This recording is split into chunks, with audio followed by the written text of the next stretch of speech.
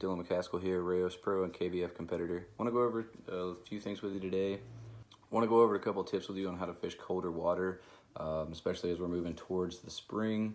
Give a little insight on what I've used in the past few tournaments and hopefully shed a little light on a few questions. So I want to go over with you guys today a few tips on how to find bass and catch more bass in this colder water.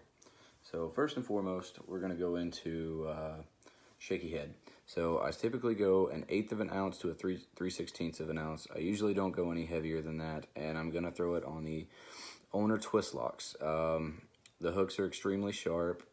It's a really good hookup ratio with the offset hook, and the bottom of the heads make it to where it doesn't tip side to side. It stands up straight.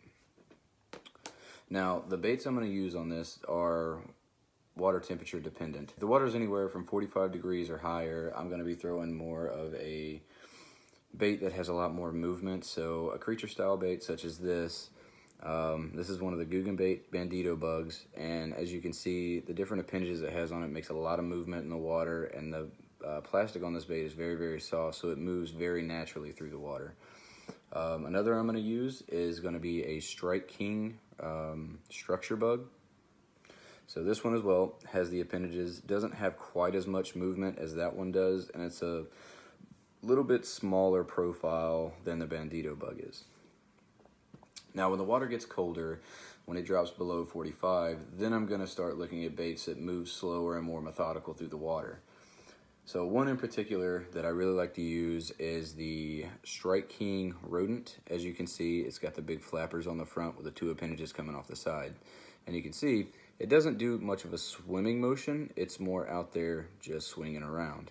And that's going to be a more natural presentation as the water gets colder. Now if you can't get bit on that just because of the large profile of the bait, then I'm going to move to something a little smaller. So this is the Strike King Menace.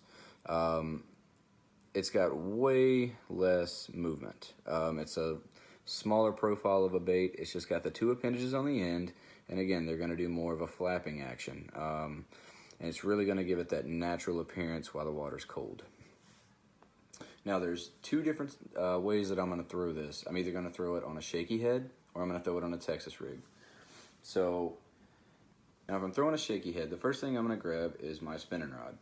So the way I have this rigged up is I have a 3,000 size reel, I have a 7.2 medium power fast action rod, I have a 20 pound braid main with a 10 pound or 8 pound fluorocarbon leader, and I'm usually going to throw up to 1/8 of an ounce on this. Anything else 1/8 of an ounce or smaller, I'm going to throw on spinning gear. Now if I'm moving up to a 3/16 or 1/4 of an ounce, that's when I'm going to move into a casting rod.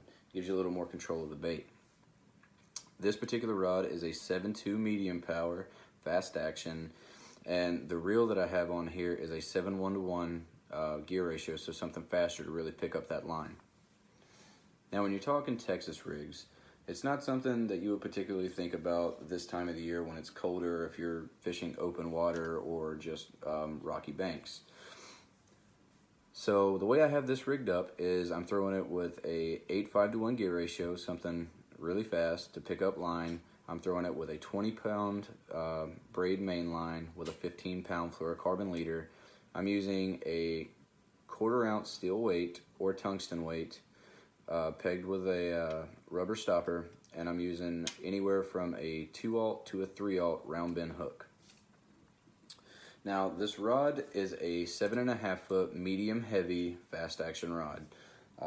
That works better for me just to control the fish, and it really helps with the longer rod getting those longer casts out.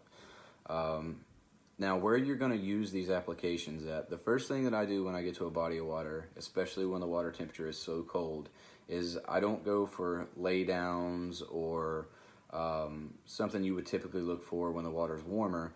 I'm going to go to rock piles, rocky banks, man-made structures, anything that's really going to hold that heat that the fish can suspend off of.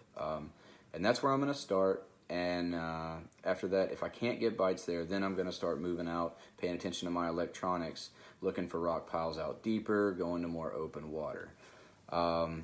But that's all I have for you today. I hope this helps out, and I hope it helps you catch some fish in this cold weather. Good luck out there.